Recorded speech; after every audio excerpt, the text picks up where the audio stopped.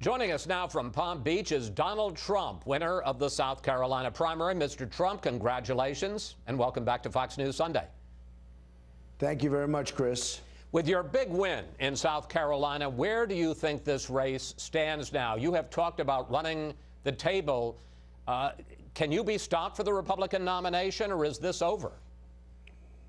Well, I guess you can always be stopped. I have very good competitors. They're very smart people, you know, governors, senators, very talented people. Ben Carson, Dr. Ben Carson, who's a tremendous guy and a talented guy. So, I mean, we have a lot of talented people. Let me ask you, people are talking about this now as a three-man race, so let me ask you about your two chief competitors. Thumbnail sketches, lightning round rules, Ted Cruz. Well, he's very smart, very sharp. You know, I haven't been too happy with the way he's conducted himself, but I understand he wants to win, and it's a little bit tough. He did a couple of robocalls on me yesterday morning. That was the morning of the election. They were tough calls. I thought they were very unfair calls, but they were, you know, they were done. That's why I'm surprised I won by such a big margin. You know, when I entered this, Chris, I wasn't expected to win South Carolina. I was supposed to, you know, maybe not even think about winning it. That was like a number of months ago. And then all of a sudden I went there, I made one speech, and they fell in love with me, and I fell in love with them. Those people are incredible, by the way. They're incredible. We won't forget them. All right, let's talk about Marco Rubio and his fitness to be president. Yeah. Well, he's a talented guy. He's a good guy. I like him. We're going to have to see what happens. You know, I start off liking everybody, and then all of a sudden they become mortal enemies. So we'll see what happens. But he's been very respectful, very nice, and I hope to beat him. You had quite a week in South Carolina. You got into something of a flap, which diminished, but you were in a flap for a while with the Holy Father. You went after George W. Bush. And while you won the primary handily by double digits, you did poorly among voters who decided in the last week. And I wonder if you think those flaps hurt you. Do you need to tone it down, do you think, as you become the front runner for the nomination, to act more presidential? Well, probably I do. I mean, I can act as presidential as anybody that's ever been president, other than the great Abraham Lincoln. I thought he was pretty hard to beat. So when are you going to start? I can act, well, pretty soon. But, you know, don't forget, we started off with 17 people. I've been hit from, you know, 97 different angles.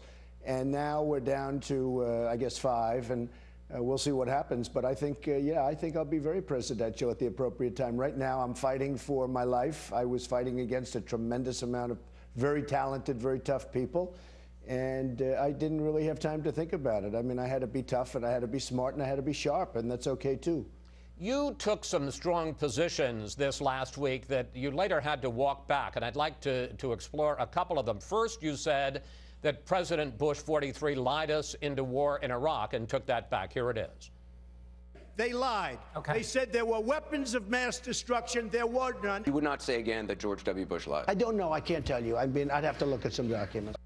And here you are on whether or not you support the Obamacare mandate that all individuals must have health insurance. Here that is. Well, I like the mandate. Okay, so here's where I'm a little bit different. I don't want people dying on the streets. I'm the most conservative person in the world with getting rid of Obamacare. Mr. Trump, question. Do you support the individual mandate in Obamacare or not? Right, let me explain to you. First of all, I don't want mandates for anything. I want people to get, but I don't want people dying in the streets. And I was actually talking over Anderson Cooper, who I thought it was a great interview, and he's a great interviewer. But I was talking over him. He was talking at the same time. He mentioned the word mandate, and I was talking about something else, to be honest with you. It doesn't matter. It's not a very complicated situation. Wait, you said I like the mandate. I want people to be covered that cannot afford to be covered, that are, I don't want people dying in the streets. And that's not mandate, that's me, that's having a heart. I don't want people dying in the streets. I don't want people that have no health care whatsoever and they're in the middle of a street dying. And I talk about it all the time. And you know what? When I give these speeches where I have 10,000 and 15 and 20,000 people, and I talk as a Republican, as a conservative Republican, and I talk about that, and I say, I don't want people dying because they have no money. I get standing ovations. You know, the Republicans are not bad people. I get standing ovations. So I think it's very important. I'm not going to have people dying in the street if I'm president. I can tell you that. You can call it whatever you want. But to the larger point, I mean, whether it was lying or whether it was the mandate, particularly now that there's going to be more and more focus on everything you say, do you think you have to be more careful?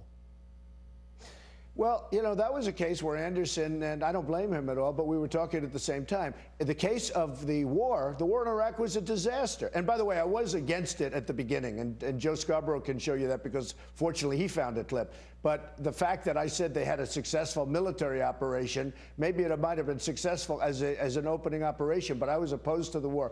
The war in Iraq was a disaster, okay? It may have been the worst decision ever made by our country, okay? That's how bad it was. But, sir, respectfully, I mean, that wasn't the issue. The issue was whether or not we were lied into war. I don't necessarily even want to read. Well, right now, that's for other people to determine. I don't say yes or no. I'm not saying yes or no. I'm saying let somebody else determine it. I can just tell you the war in Iraq cost us $2 trillion, thousands of lives. We got absolutely nothing. We have wounded warriors who I love all over the place. We got absolutely nothing out of it, Chris. And now Iran is taking over Iraq. We handed it to them on a silver platter, and they're going to take over far more than Iraq, unless I'm president, of course. Look, the war in Iraq was a disaster. And the reason I won by such a large number is that while the pundits, including yourself, thought I made a mistake when I took on Bush on that issue, and I have nothing against Bush. I don't even know the president. I never met him. But when I took on Bush on that issue, I never felt it was a bad thing to do because people that are smart know that the war in Iraq was a disaster. And even Jeb Bush in the end admitted that the war in Iraq was not a good thing. New question, new subject. When are you going to release your tax returns? Well, we're having them made. They're extremely complicated. It's going to take a little while. I don't know if you ever saw the picture I gave, but I gave you a picture with about 2.5 feet of tax returns standing in front of me as I was signing. They're having them done, and we'll do it at the appropriate time. Well, reporters have been asking for months, and you keep saying the appropriate time. And, you know, I'm sure, mine is let not me a just say, you one-page. talk about your empire. I'm sure you have a ton of lawyers and a ton of accountants. Don't voters deserve to get a look at your finances, sir? Oh, I think so. Well, I've already given my financial statements more than anybody's ever given. No, but the tax returns. And they turned out to be about 5 times greater than anybody ever thought. No debt, very little debt, tremendous cash flow, some of the greatest assets in the world, which is the thinking that our country needs to get rid of its $19 trillion, et cetera, and to make good deals. But I've given the tax returns at the appropriate time. There's no rush, at the appropriate time. To use a business term, are you involved in a hostile takeover of the Republican Party? No, I'm not at all. I get along with the Republicans. There's nothing hostile about it. I was a Republican establishment figure, and then the day I decided to run, I became an outsider, and more so than I even thought. People that were totally establishment that loved me. You know, I was a very big contributor. I gave $350,000 just before to the Republican Governors Association. But what's your view of what's your view of the GOP establishment now, sir?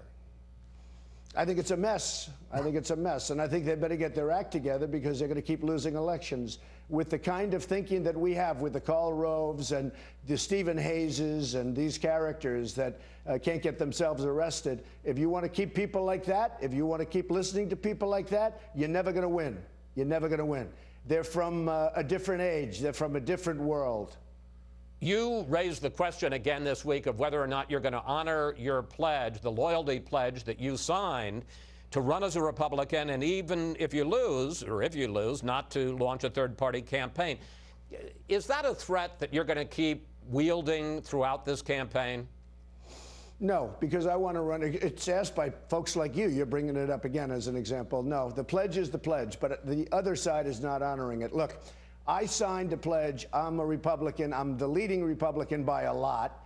And that's where I want to be. I don't want to run as an independent. I'm not going to be doing that. I think it's highly, highly unlikely. But I'm not being treated right. When we go to the debates, the room is stacked with donors and special interests. I'm self-funding my campaign. I'm putting up my money. I'm putting up millions and millions and millions of dollars, like throwing it out the window. So far, it's worked. So far, I'm also spending a lot less money than all these other people that are spending, you know, $100 million. And I'm leading by a lot, and they're losing by a lot. But I'm self-funding my campaign. I'm not controlled by special interests. I'm not controlled by donors. I'm not controlled by lobbyists, right? So I'm doing that. But the rooms are stacked. Every time I go to a debate, I walk in, it's like death.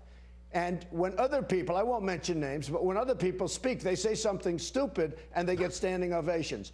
It's very unfair what the RNC is doing. They're stacking the room. And that's unfair, with donors and special interests and lobbyists, and that's unfair. Are we going to see you at the Fox debate on March 3rd? Yes, I expect to be there, sure. Well, I look forward to seeing you, sir. Mr. Trump, thank you. Thanks Chris. for your time Me today. too. Safe travels on the campaign trail, sir. Thank you very much.